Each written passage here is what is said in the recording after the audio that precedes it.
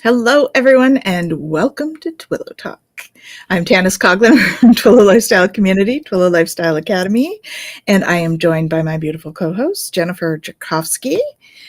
I am a Celtic Shamanic High Priestess, a Reiki Master, Crystal Master.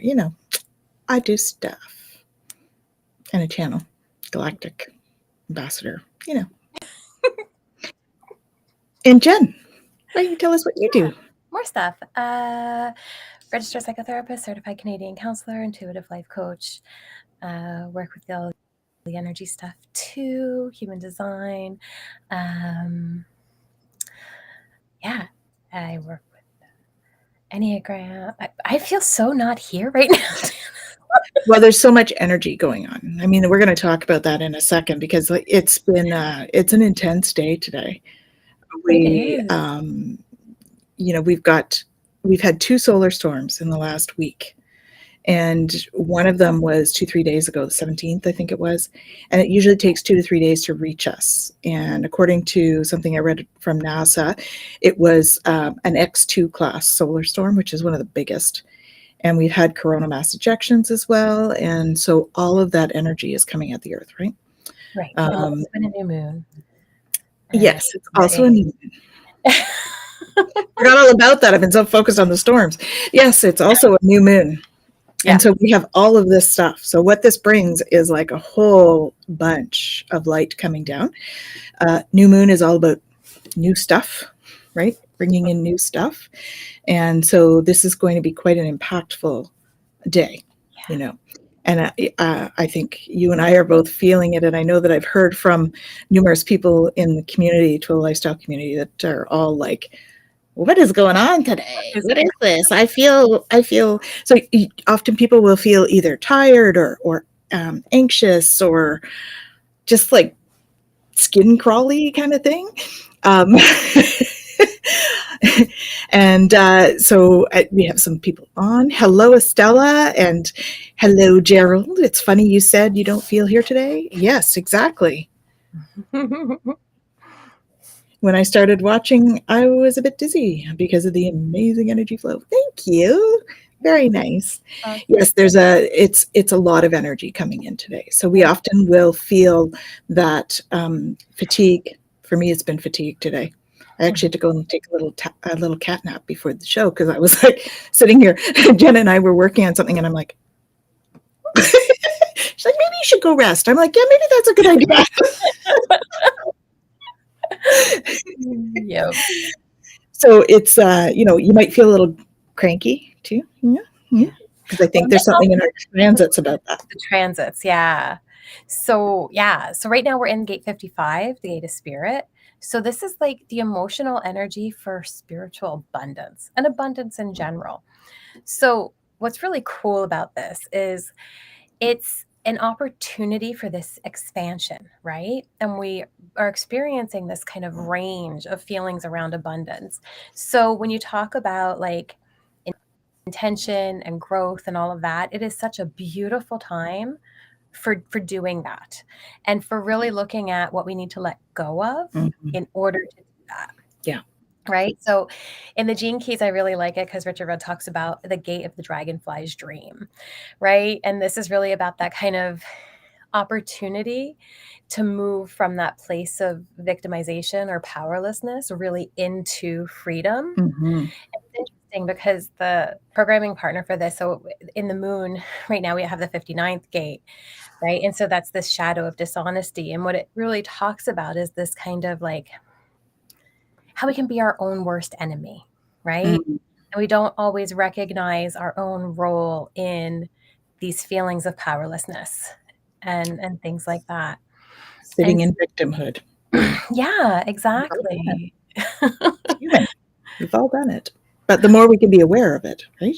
Well, and that's it, right? I mean, all of this is really about that kind of becoming aware, being able to open to it, being able to release, the fears and the worries that we have around abundance and things right now, specifically in order to be able to really hold faith and find that part of us that can connect with the spiritual abundance within. right? And then how we bring that forward into our experience and what that means and what that looks like. And so this kind of like buzziness, tiredness, being pulled here and there, all of that is like, it's time to look. Come on, take a look. You can do this. Like move forward, embrace it. And so there's this huge opportunity for opening and all if we can really look at, the energy and where it's leading us and where we're allowing it to lead us, right? Mm-hmm. Leading us towards that kind of positive outcome, able to experience that inner world of abundance, or is it moving us towards that fear and worry of feeling like we don't have enough? And how do we transition back into that state where we can really embrace this energy and cultivate the patience and the positive, outcomes that come with creativity and opening and all of that kind of fun stuff. Mm-hmm. Yeah, I mean, and a lot of us learning to embrace that is staying in the current moment, right? Mm-hmm. And we're so much so. humans, we so don't want to do that. We want to plan, we want to like dwell on some stuff from the past, just to keep our mind busy. And then we, think, oh gosh, if I do that again, then in the future, this is going to happen. And we, get all caught on the what ifs and the shoulds and all those things. Well, the mind likes to think it's in control. And we're so used to just going, oh, mind, what did you say? Oh, I need to follow that. Wait a minute. What is your tummy? What is your heart? Gut, right? Mm-hmm. Mm-hmm. Yeah. So we've got some interesting energy today when it comes to all of these things colliding, right? I know with the Celtic Shamanic High Priestess program, the moons, keeping an eye on how those affect us and what are we feeling with each moon. So, I invite you guys to do that as well. Take a look at how do you feel when it's a full moon? How do you feel when it's a new moon? Like for me, I tend to be more energy charged in a way. Like I feel like that restlessness. That's the word I'm looking for, restless around new moon. And full moon, yeah, I'm emotional. I usually cry. So for me, that's how it is. But everybody's different, how they use the energy or how they experience the energy in their bodies and stuff. So, I encourage you guys out there to just sort of feel into, keep a little journal, when it's a full moon. How did I feel today? New moon, how did I feel today? And then, do spiritual practices to counteract that. I know if Michelle Marie was on, she'd be giving us the mantra, to deal with some of those. She's great at that. And I know you do the energy medicine stuff. Yeah. So yeah, we have Gerald says I get emotional 2 days before a new moon. Mm-hmm. Yeah, so that's when you're like purging almost, right? Yeah. Because you're getting ready to bring in new stuff. Yeah. So that's cool. Very cool. I mean, I'm sorry that you get emotional, but it's cool that you know that, right? Because then you can be like, oh, it must be coming up to a new moon, So that's cool. Awesome. Yeah. Well, it's interesting too, like in human design, the moon is about your driving force, right? Right. And whether you're moving towards or away from, because it's not always moving in the direction you want to be moving in. But it's an interesting thing to kind of follow how that ebbs and flows around the moon phases. Yeah. And all of that as well. Yeah. Aren't we complex? We're just these little energetic machines that are super complex. That's awesome, Gerald. Thank you for sharing. He says, I work with that energy. I'm regularly paying attention to moon phases. There you go. That's great. Yeah, if we work with it, then we're not having as much resistance. Yeah. Right? So that's a good thing. Mm-hmm. It's helpful. Yeah. Well, and that's it. I mean, even with emotions, right? It's our resistance to them that causes the suffering, not the emotion so much itself. Yeah, exactly. We're like, I don't want to feel this. This is uncomfortable. Bad. Okay. You want to be? Go ahead. Yeah. So yeah, just bringing in a lot of patience right now and a lot of compassion, just to allow space for whatever is coming up, right? And to be able to step back and just observe it. Yeah, because we all have stuff coming up, guys. Yeah. Just saying. Right? It's all how we deal with it that makes a difference. But absolutely every one of us has stuff coming up at the moment. Whether it's past, whether it's like worries about the future, whether it's even past life stuff. A lot of my clients have been coming in with past life stuff lately.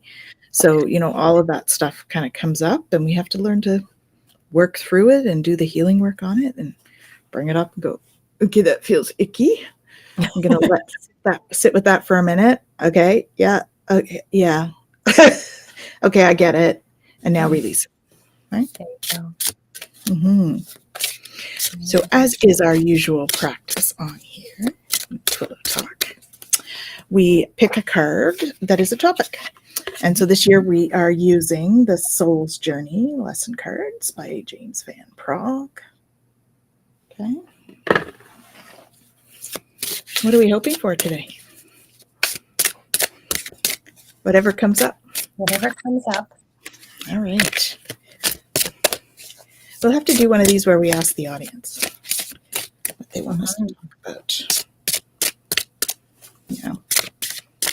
We could actually do that today. They're not a card popping out. Nothing super strong today. Oh, nope, that's two. You only want one, guys. Oh, there we go. Okay, this is a good one. Humor. I choose to focus on the lighter side of life. It's the Laughing Buddha. Oh, nice. Very nice. Yeah, if you guys have topics that you want us to talk about, please share them in the chat and we can look at those for next time. Definitely. So this time we have humor. I choose to focus on the lighter side of life. Ask and you shall receive. Perfect. Yeah, so humor. Important. Hmm? It is so important to our well-being, to our process, to not taking ourselves so darn seriously all the time. Yes. Somebody reminded me last week that this is a story that we're living in, right? Yeah. It's a play. We're choosing our sort of character, we're choosing our surroundings, we're choosing all of that stuff. But it's just a play that we're going through, right? Yeah. Play. What is play? Yogananda has a whole talk on that, right? Who does? Yogananda. Oh, yeah. Mm-hmm. This life is a movie show. It's a movie show. Mm-hmm. So we just go through playing our character, right? Yeah. And sometimes we just step back and watch the show and we don't have to be so vested in it. Mm-hmm. Right? There's a good question. What does laughter actually do to our energy level before, during, and after we laugh? Oh, nice. So it raises the vibration in a big way, right? Before we might be a little lower, and then during we're like moving the energy. That's what it's doing. It's really literally moving the energy through us. So if we're feeling that dense energy inside of us and then we start to laugh, it's about moving the energy through the chakra system so that it's not stagnant and sitting there. So after we feel much lighter, it's a lighter energy and we're feeling buoyant is the word that's coming. Interesting. That's an interesting word. So yes. Yeah. But it does. It allows us to kind of transcend through. I mean, if you're going to look at it from like hertz and all that kind of stuff, you can actually identify different locations. But, the reality is it breaks up dense energy. It does. Right. And so by being able to bring in that laughter, you're able to, break up some of those things that are that term, weighing you down, right? And allow yourself to really raise that vibration, because you're moving away from those denser energies. And it's almost like a massage to the energy system. That's kind of how I see it, right? When you're laughing, you're literally moving your body. So it's like massaging your energy to release. So those stuck pockets will often release better, right? Buoyant is the perfect description. Often it allows us to separate from what's going on to get a different perspective. Exactly. Yeah, for sure. Because we're focused on what we're finding funny, right? We're not focused on everything else. So yeah, very good. Yeah, I agree, Gerald. It's great. Well, and it diffuses a situation. It does. Right? When there's something that is tense or something that is difficult, if you are able to bring in humor, you're able to diffuse the connection you have with the difficult part of it. Yeah. Right? And that allows for that different perspective, which you won't necessarily get if you're so completely fused with the issue. Yeah, that's right. Yeah, it reminds me of, so when I was managing, Friday afternoons were always like this real stressful time. Nobody had time for a break. Nobody, and everybody was like trying to get everything done before the weekend. When I was a manager, I was working with home care agencies. And so they were trying to get all the scheduling done before the weekend so nobody went out without service, which is awesome, but it was always like high stress time. So I remember I used to keep a pair of Groucho Marx glasses in my drawer. I remember you talking about this, yes. And for Friday afternoon, the Groucho Marx glasses came out, and so did the chocolate. Because chocolate raises your serotonin, right? So we bring out the chocolate, we bring out the Groucho Marx glasses, and I visit everyone's desk with chocolate and Groucho Marx glasses, right? Oh, that's fantastic. Just to raise it, that little bit of humor lightened the atmosphere, lightened the energy in the room, because these guys were like mostly all in one room, and so it used to get pretty dense in there. Yeah.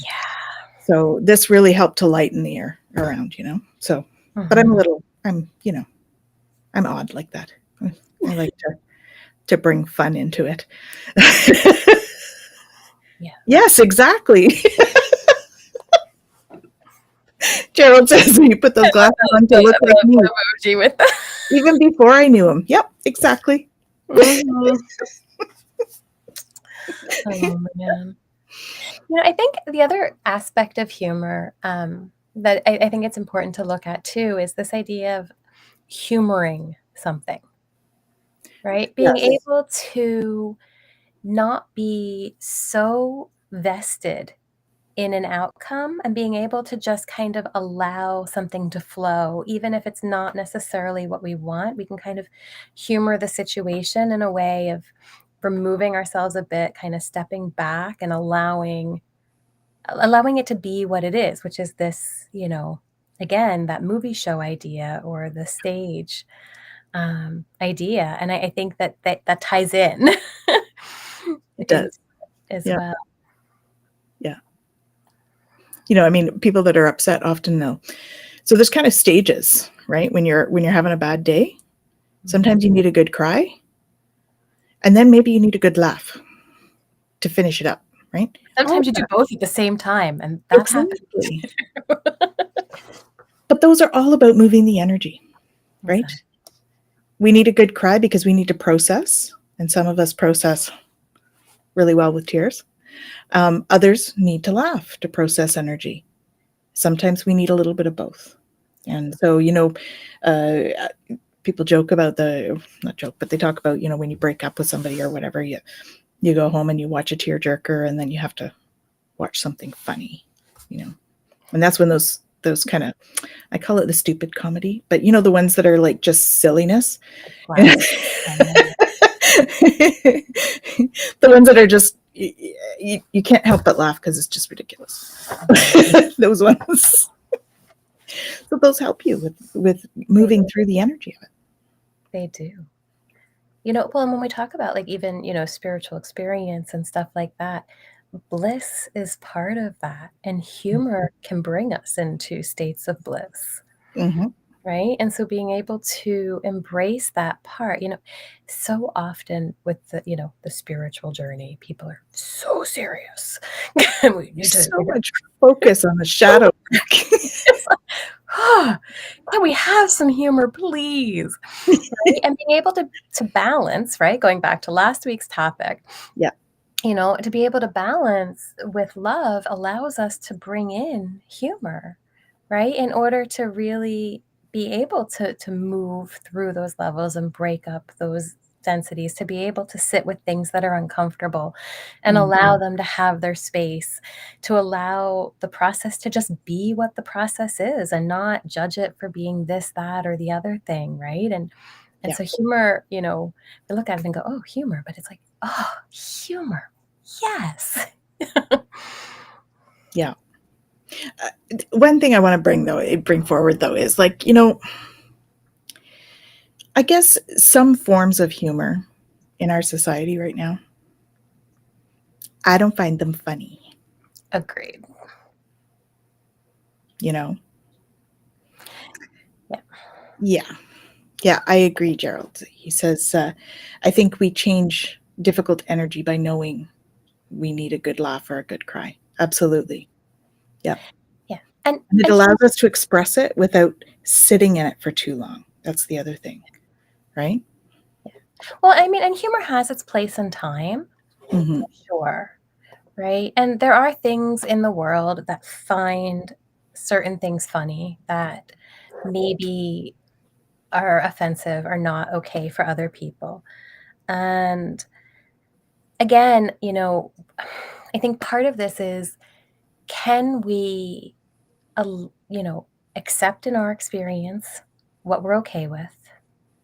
And can we allow out there what is that? But you know what? I don't want that in my experience. And that's okay. okay. Yeah. And it's okay that we all find something different funny, right? Mm-hmm. That's okay. Definitely. Because we're all individuals and we all have our own frame of reference. And, I think part of like humor and comedy and all of that is finding those things that you're like, oh my God, my little brother used to do that. Or, oh my goodness, my mom did exactly that. Those kinds of where you associate it. A lot of it is associating it with your own personal funny moments, right? When we see, and there are certain things that we don't want to associate in our experience that are huge trigger points for people and things like that. So, yeah. So I guess there is this piece to look at, because there are times where humor, if used in a way that, it can also not raise the vibration. It can actually bring somebody down. Well, and I think that's what Gerald is meaning here. I think humor should never be at someone else's expense. Exactly. And that's the stuff that I don't really find funny, when it's at somebody else's expense. I think, when I was saying earlier about it, reminding you of a situation, there's natural humor stuff that happens through life, right? Where whatever, somebody slips, but they don't get hurt and they just laugh because it's funny. They've ended up, those kinds of things. Or, you you put something in the cupboard instead of the fridge, stuff that's not really, detrimental to anybody. It's not saying anything about who they are, anything that attacks the personal integrity or inner being of somebody is not so humorous. And I don't know that we can always know what is okay and what isn't okay. And I think this is where the other way of humoring is important, because if, let's say I made a joke and Tanys was like, dude, Jen, not cool. No worries. Okay, back it up. Like I'm okay with not going there if that's a trigger point. Yeah. And all. And so in that sense, like we both kind of have to humor each other enough to be able to, like, yeah, Jen, that was a little off, and I have to go, yeah, okay, like if that's a touch point, no worries. Right. And there doesn't have to be judgment. There doesn't have to be defensiveness. If we're able to stay in that state of humor as opposed to the specifics of it, does it make sense what I'm going I with think that? that is probably the biggest killer of humor is judgment. In many ways, you know, it just will take away the mood. Oh, yeah. Like, start judging each other in the situation. It becomes way less humorous, you know? Yeah. Including judging self, because, you know, if somebody finds it funny that you've done something, pour my water down the front of my shirt, right? I've done that. This water bottle leaks all the time. I've done it online, like on air before. So,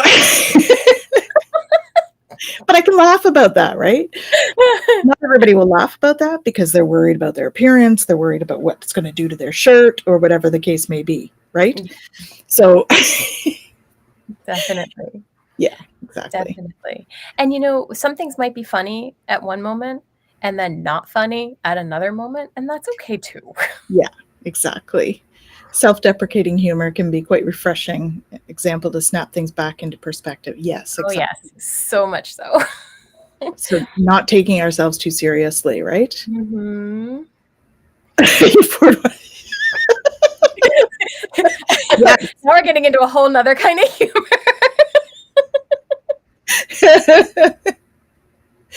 I have poured water down my own shirt. Yes. Yeah, I haven't poured water down Tanys's shirt.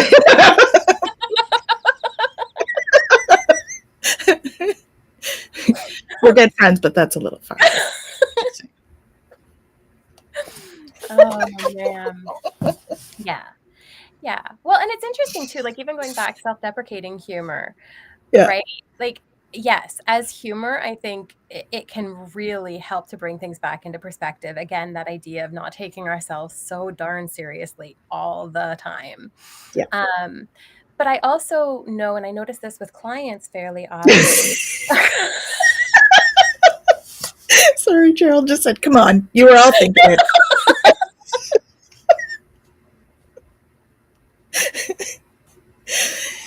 Yeah. I'm sure they were. Thank you for bringing humor to our humor conversation. Exactly. Yeah. You threw me off now. What was I saying? Okay.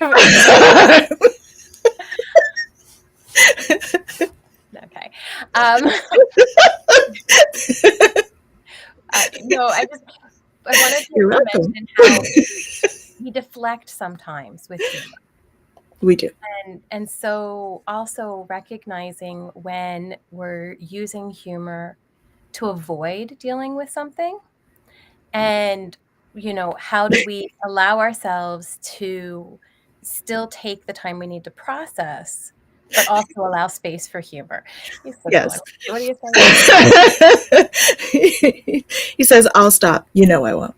Don't worry about it. It's all good. We know you won't. We don't want you to. It's all good. You're welcome for getting the tone voice perfect too. I try. I aim to please. It's that, you know, people pleaser in me. There you go. Yeah.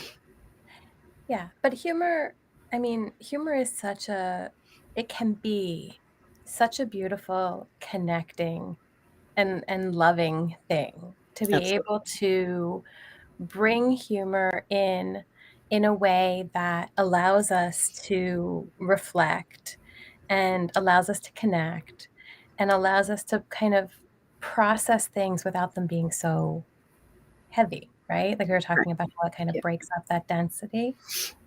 And it's a way to communicate in a way that's not heavy too, you know? So if something was like, somebody's doing something that's like kind of, you can kind of make a joke about it and be like, really? And it'll deflect that a little bit, right? Yeah. Oh, here's a deflection note from Gerald. I used to use humor as a deflection. It was a good turning point when someone pointed it out to me in a supportive way that I could hear it and how it's separated me from honest connections. Yes, true. Definitely. Yeah. Yeah. And so again, how we talked about, like, there is a time and a place for it. And there is, a need to not take ourselves so seriously. And at the same time, we don't ever want to use it so much so that we don't do the inner work, right? It can be a tool for it. We don't want it to be something that, makes us blind to it. Yeah. I mean, people use it as a defense mechanism often too. Mm-hmm. Right. And so that's something to watch for. Sometimes those are the best. They're super funny people, but they're using it as a defense mechanism. I mean, if we look at things like that, we can talk about people like Robin Williams. Yeah. Right. For him, it was definitely a coping technique. It was a defense mechanism. It was a way for him to almost keep that other part of him more private. Yeah. Yeah. And it's important to navigate all of the parts of us. Yeah, exactly. Right. And to not, when we talk about this idea of, deflection, or we talk about, even just kind of judging emotions, right? And we do this so many times in a lot of our talks about the importance of all of the emotions. Yeah. Right. And so keeping them in balance and allowing, some to have their space. Sometimes I need to be really sad, and sometimes I need to laugh, and sometimes I need to really process this rage, and sometimes I need to just crash, and sometimes and sleep. With my nap. Right. But recognizing that all things are always available to us, and that we can tap into any of them at any point. Right. So then we don't necessarily need to use them to deflect or avoid other feelings. Right. So if we know, what, at any moment I can tap into this humor if this sadness gets too much. But I also need to allow myself to experience this sadness and process the message it has for me. Yeah. And then I can, bring myself back through humor once I've done some of that work. And we've all had this where we've been like, we've had a moment that's funny, and we realize that, maybe we have some other work to do. But then, 2 days later, you remember what the funny was, and you start to laugh again because you were like, that was pretty funny, and you start to laugh again, which is great. I mean, that's kind of what you're talking about in bringing things back, right? Yeah. So, hi, Shem. Hi, Shem. Thanks for joining us. How are you? So, I think it's a great topic. Yeah. Well, and, we also, like, I'm thinking about, again, this idea of being able to just be open, right? Because how I talk about this a lot, like open and curious, curious. And humor allows us to do that. Yep. Right. Yep.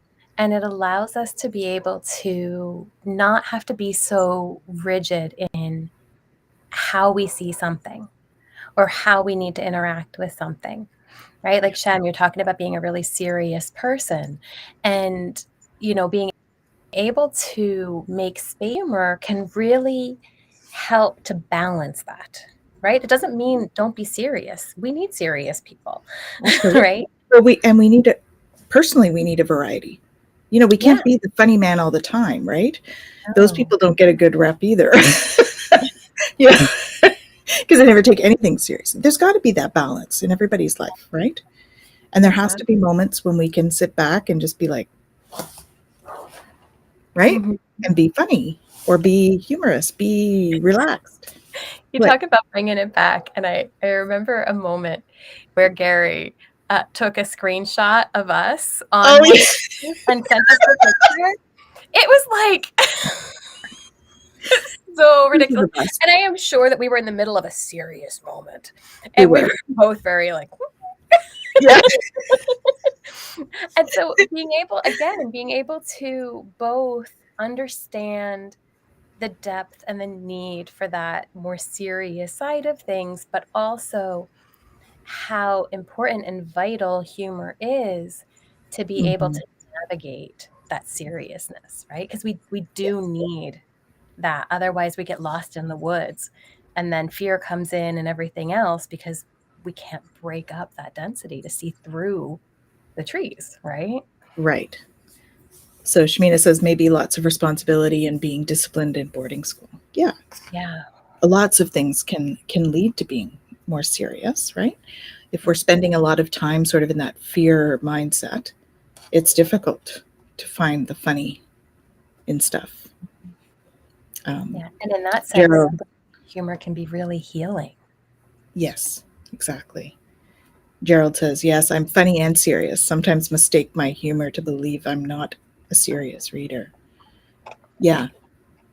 And that's not the case, of course. He's a wonderful reader. You should check out his channel, YouTube channel. Tarot Stash, just saying. So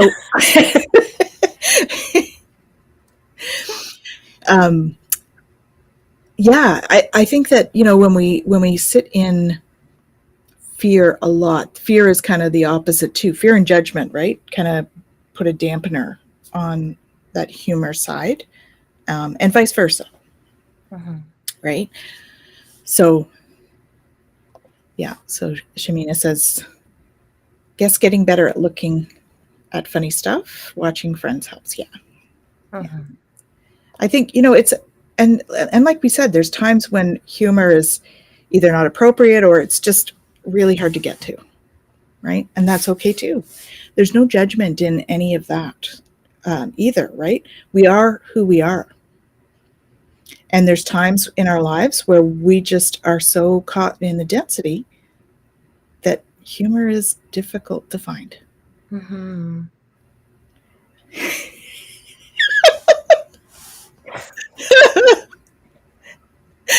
With Jen's glasses on top of her head, I thought she was wearing a crown. Yes. Nice. She should be wearing a crown. Yeah, I don't have one around me at the moment. I did have. I don't know what I did with my crown. I have one here. It's missing. Someone stole my crown. Put out a call. You know, it's missing. Yeah.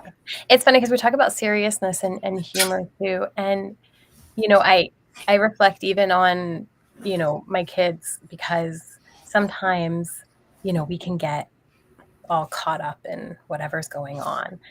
And every once in a while, like I like to use physical humor. So like I dance around and I move a lot and whatever.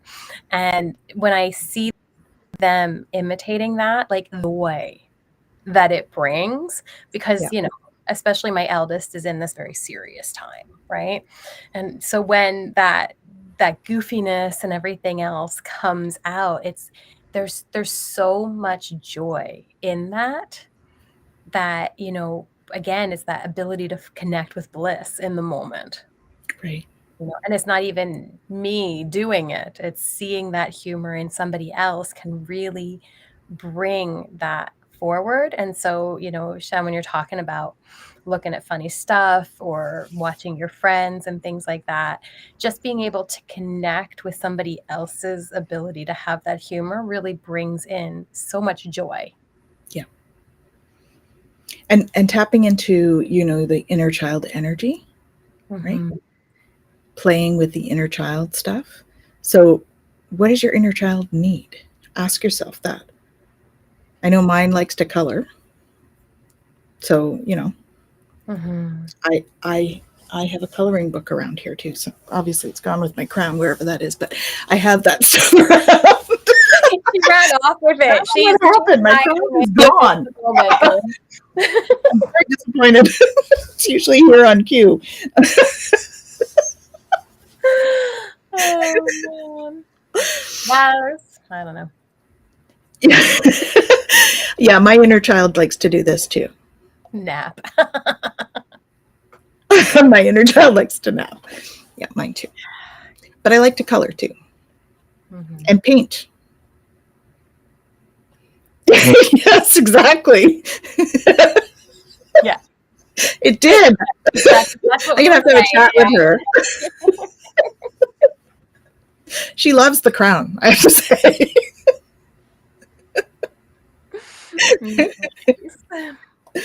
Yeah. Maybe that's why my inner child puts my glasses on my head all the time. Yes, because then it feels like a crown. Mm-hmm. Oh, Shamina says, let's go nap. Right. Well, we could, but then you'd miss the show. I kind of have to be here. Sorry. It's part of the shtick. Mm-hmm. The lesson in all of this is your backup color. I'm just gonna run off with those too. So what you're saying is my inner child needs one and my adult needs one. Is that what you're saying? Oh my. Yeah. Absolutely. But I mean, yes. Backup plans and options are very useful from time to time. Yes. When we think about kind of our motivation, right? Like, why are we even here? What is this journey all about? When we talk about spirituality and the spiritual journey and all of that, right? And I love, again, I go back to Yogananda. I love that he talks about bliss being our motivation, right? And really why we're here, right? Because if you think about however, your belief system is, but we're all here to have an experience, right? And ultimately, just experiencing is its own form of bliss. Yes. You guys are just like... Everyone needs a crown, duh. So the fan, he has a fan made out of tarot cards. He like flips it and does. Oh, it's lovely. Yeah. It's great. Then you just need to like fan it out and clip it to your head right here. Oh, there you go. Then you have a crown. Crown. Here you go, Gerald. Actually, I think he's got a crown. It seems to me we had our crowns out one day. Yeah. It's an important thing. It's an accessory. Yeah. Dress up.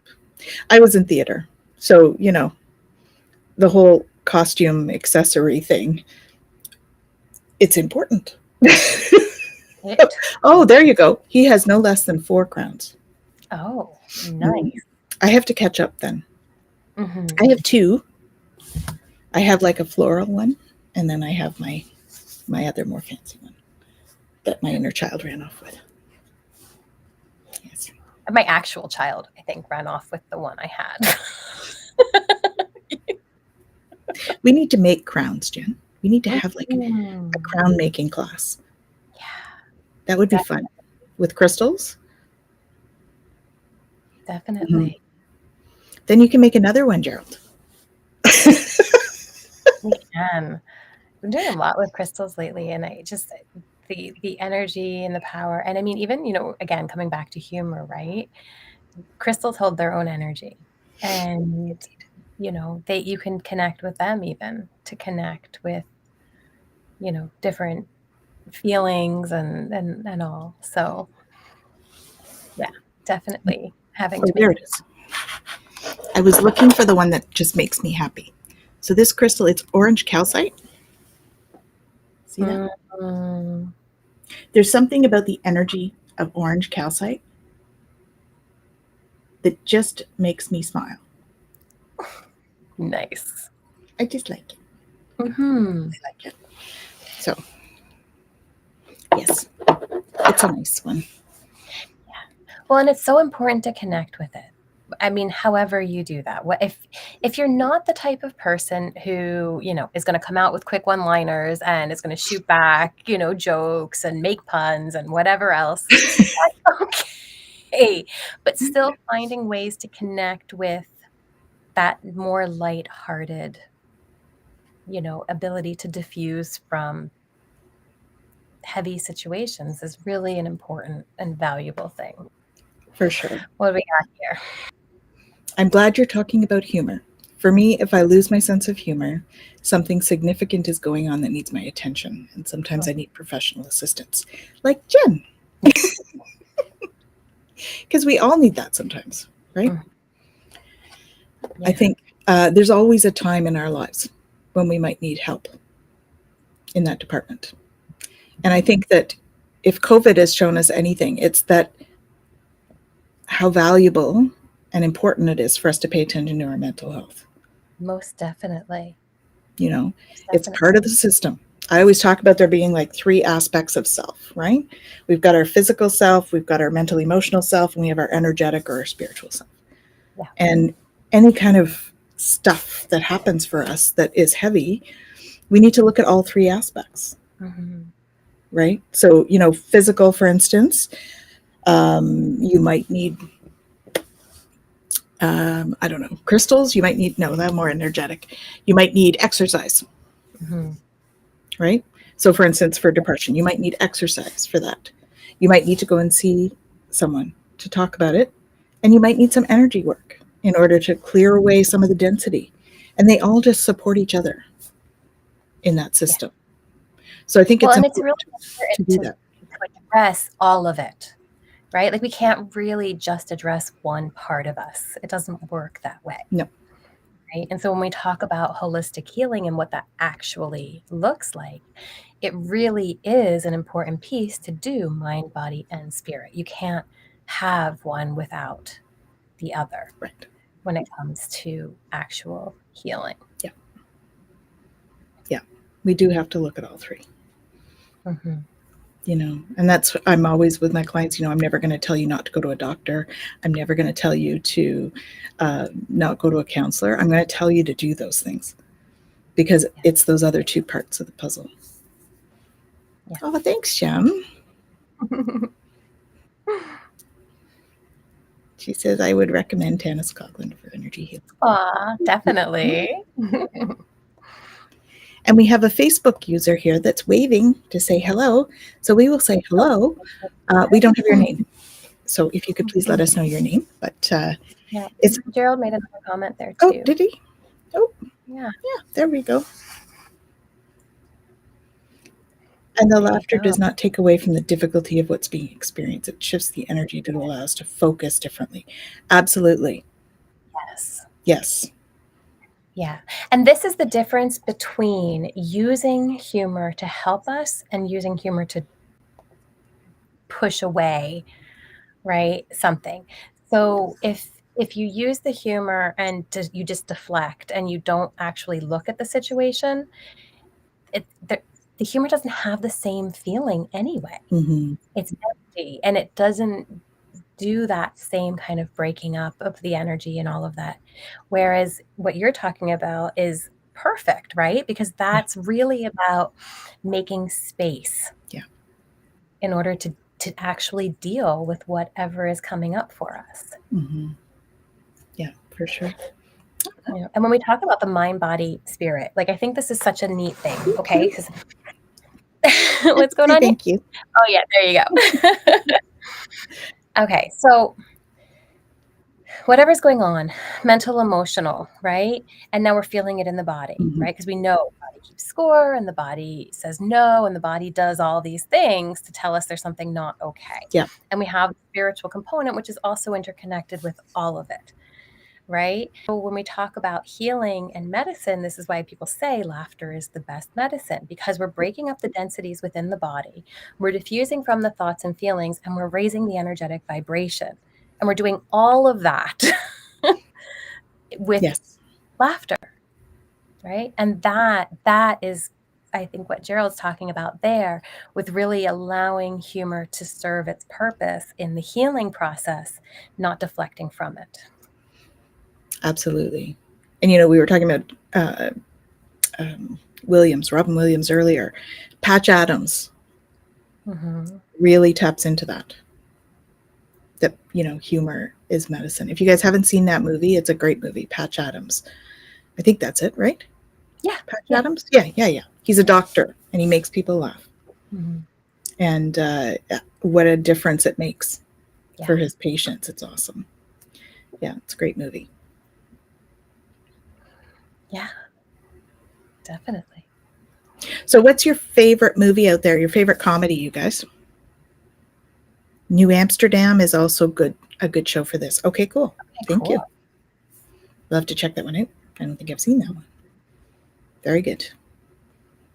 Anybody else have a favorite comedy that they love, whether it's a TV show or a movie? Or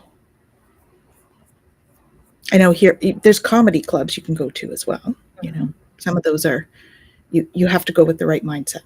That's all I say. They're awesome. I enjoy them, but I have to go with the right mindset. Oh, Mrs. Doubtfire. Yes. Yeah. Absolutely. Yeah. Mm-hmm. Yeah. Laughter regarding divorce. Yeah, for sure. It helps to lighten that up a little bit. Yeah. Yeah, what a great movie. We're on a Robin Williams apparently salute to Robin Williams today. How can you talk about humor and not talk about Robin Williams, though, really? Right? Yeah. Well, and it's such a beautiful thing because even when you think about these movies and how laughter, there is an air of seriousness through them, right? Absolutely. There is difficulty and there is struggle and there is hardship that's being navigated. And you're seeing how humor can come in and help ease that process. Yeah, for sure. Mm-hmm. If you're still with us, Gerald, what's your favorite movie? Funny movie. Oh, there we go. Monty Python. That does not surprise me one bit. Monty Python is a show I watch when I need a laugh, and then I have to think about what they're saying, and it's intelligent humor and silliness. Yes, it is. Yeah, for sure. That's awesome. Yeah. And Ticket to Paradise from Shamina. Awesome. Very cool. Great suggestions, you guys. Yeah.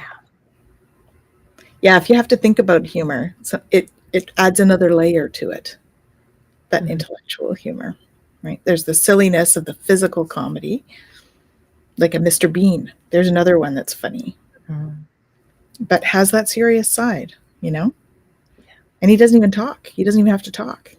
Yeah. Well, and his whole story is quite phenomenal if you've ever looked into his background and all, and being able to do comedy and being able to present in that way, this character was life-changing for him, right? So it's amazing how, we can be so drawn to this passion of being able to bring humor to the world and give that gift for others. It really is a gift to be able to help others to laugh. Gerald says he's going through his catalog of movies. Thank you. It's hard to identify. He's got this one here, the Ab Fab series. Oh, absolutely fabulous. Oh my God. Other British humor that is just phenomenal. Yep. Yeah. Yeah. There's old time stuff too, like Lucy. I love Lucy. Those ones were quite funny. And you see those. I don't know if they're on anymore. That time period were great. I grew up watching like Nick at Night. I don't think you guys had that in Canada because I've mentioned it before and I have people just kind of look at me like, what? But it was all the old shows, Dick Van Dyke and Mary Tyler Moore. And, I love Three's Company. Yeah. Shamina, Three's Company. Yep. Yeah. Mind Your Language. Yeah. Right. So there's a lot of, good humored shows out there that, especially if you're not interested in some of the more explicit comedy that we seem to have now, a lot of those older shows can really, hit the spot when it comes to needing a good laugh. It's true. Yeah. Comedy has changed a fair bit, right? Over the decades. And so it depends on what style you need in the moment, or where your taste lies, which comedy is really going to tickle your funny bone, so to speak. Which, incidentally, my elbow is not funny when I hit it. I'm just saying. It's not funny at all. I mean, sometimes it's funny when somebody else does it. Maybe, yes. I know my kids think it's funny when I do. No. It hurts. It makes me wonder where those phrases come from, though, right? Where does that come from, that it's the funny bone? Yeah. Any of you know where the funny bone comes from? I don't know. I used to have a book way back when, and it was called Who Put the Butter in Butterfly? Oh, and interesting. It had all of those kind of explanations for terminology and things that we say and all of that. It was quite fascinating, but I don't remember most of what was in it, and I don't have the book anymore, sadly. Trip to the library now. Right? The internet has everything. I don't know. Estella says current comedy is fantastic. Yep. Absolutely. Yeah, there's a lot of good stuff out there. Yeah, for sure. For sure. So humor plays a huge role, not only in our own journey, our own personal journeys, but also in society as a whole, right? It's very much, if you see the differences in the style of humor, you can see shifts in society as well by looking at a time period or an era, their era's comedy, what was funny then, Yeah. And when we talk about comedy, I mean, it didn't used to be that comedy was considered funny originally, right? Like Shakespearean time, a comedy was not. It was very much like a drama. When you look at Shakespearean comedy, some of them are very heavy, actually. Yeah. So it's interesting to see the shifts in what we find humorous. Yeah. Well, and it just, again, coming back to being able to not take ourselves so seriously all of the time can allow humor in a variety of situations that we wouldn't necessarily consider it to be. Yeah, it's true. Gerald says, I think it's funny when I'm watching movies I've seen 100 times and I'm saying the words with them. So it's TikTok before TikTok was around. Absolutely. Yeah. Yeah. Oh, and there are definitely movies where word for word can go from start to finish. Yes, The Birdcage. Absolutely. Yeah, that's a good one too. Another Robin Williams. Yeah. Yeah. And to recognize even in comedies, right? There's, oh, sorry, the cat is just, she wants to say hi. Won't stop walking around. Yeah, but just recognizing that even in comedies, there's always nuances of other stuff happening, right? Yeah, there's layers, and layered comedy actually is quite funny. Yeah. It can be quite funny. And this is, so one of our Facebook users, it's true, it really helps me at work. None of it feels real. That's because it isn't. It's just a construct of power and control. Yeah, it can be. Yeah. And we're, like we started the show saying, we're just actors in a play. And if we call it play, it can be humorous. Life can be humorous. Yeah. If we look at it that way. Right. Yeah. But the density makes it difficult sometimes. It does. So humor plays a huge role. Breaks that density up. It does. Gerald says layered comedy keeps me laughing at different layers. Yeah. Absolutely. Time to get a few wigs. Nice. Yes, I could. I think I need to find my crown before I go to another wig or anything like that. But wigs can be funny too. I have a purple. Well, I did. I don't think it's any good anymore, but I did have like a purple afro that I used to wear as a clown. Yeah. Nice. I like that.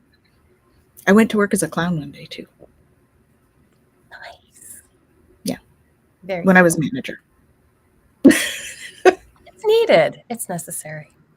It is, indeed. Bring humor into your lives in any way that you can, whenever it's appropriate, of course, right? We can usually tell when those things are appropriate. Yeah. So.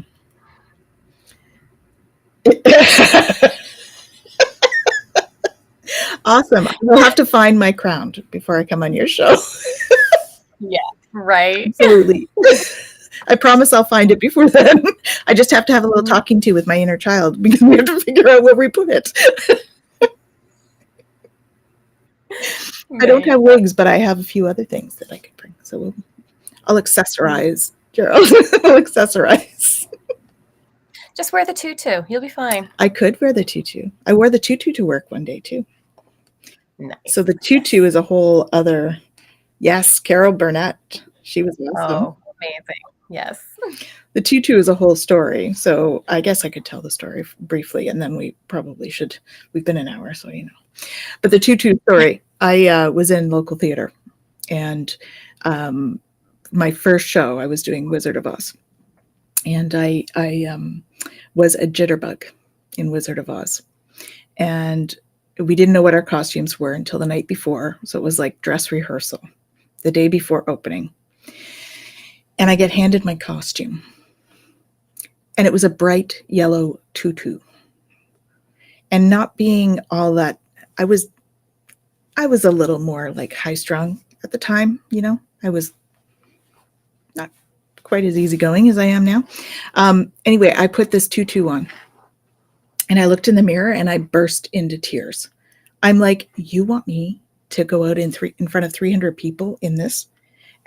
Granted, it was a little see-through too, and I was only supposed to wear tights under it, so I was a little self-conscious.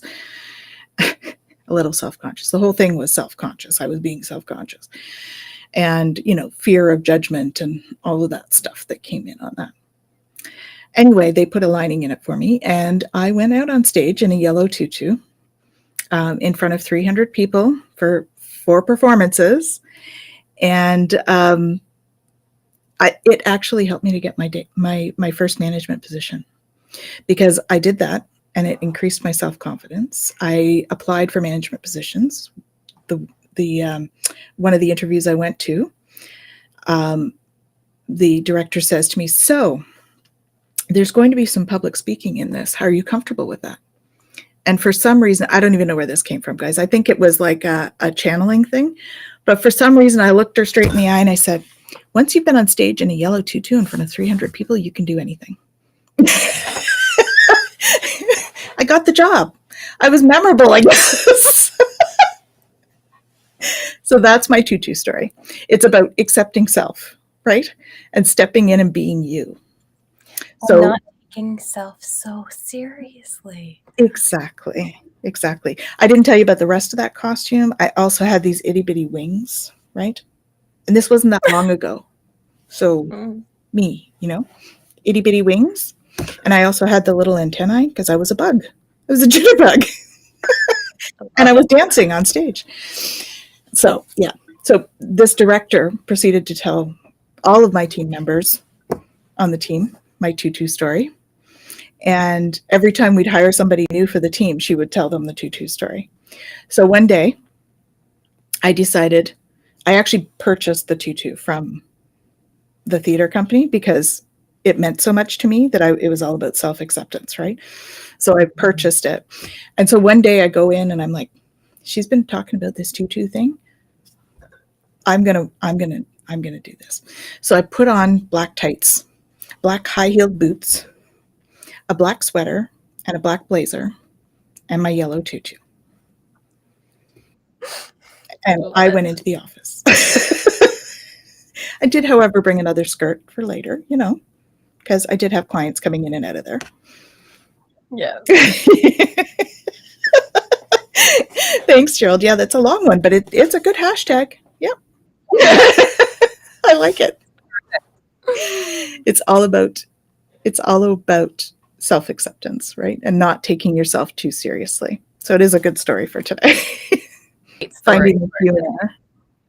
You know, it took me a minute to find the humor, but I did find the humor, and I was able to step into that. So yeah.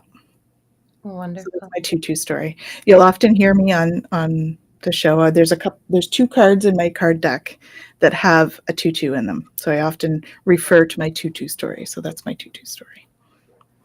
Love it. Find the humor in every day, folks. Right? Mm-hmm. Try not to take yourself too seriously. Yeah. We really are joyous, loving beings inside. We just need to find that. Some days it gets buried. Yeah. For all of us, right? I'm not here to lecture anybody. We're all in this together. Yeah. So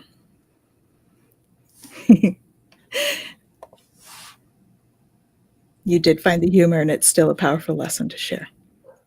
That's the power of humor. Absolutely. Exactly. Absolutely. Thank you. Thank you for saying that. Great story. Thank you. Yeah. Yeah, these things happen to us, right? And we need to find the humor as we go through. Yeah. That director certainly found the humor in it. She laughed so hard she almost fell off her chair at the interview. So it's pretty funny. Nice. She also added to that, my son was in it. So I think I said something about once you've been on stage in a yellow tutu with your son, you can do anything, something like that. But yeah. He was make it long. That's too long. It was. How does the energy feel for the two of you now? Very light. Yeah, absolutely. So again, all of that laughing, breaking it all up. And we thank you, Gerald, for contributing to that, and all of you for sharing your beautiful energy with us today on this Twillow talk about humor. And we wish you all tons of love and light and laughter. And laughter. Have an awesome week, everyone. And remember to laugh. Yeah. I'm Tanys Coghlan from the Twillow Lifestyle Community, Twillow Lifestyle Academy. Have an awesome week. Jen? Yeah. I'm Jennifer Jurkofsky. I'm with Twillow Lifestyle, and you can also find me at myholisticselfcounseling.com. Take care, everyone. Bye for now.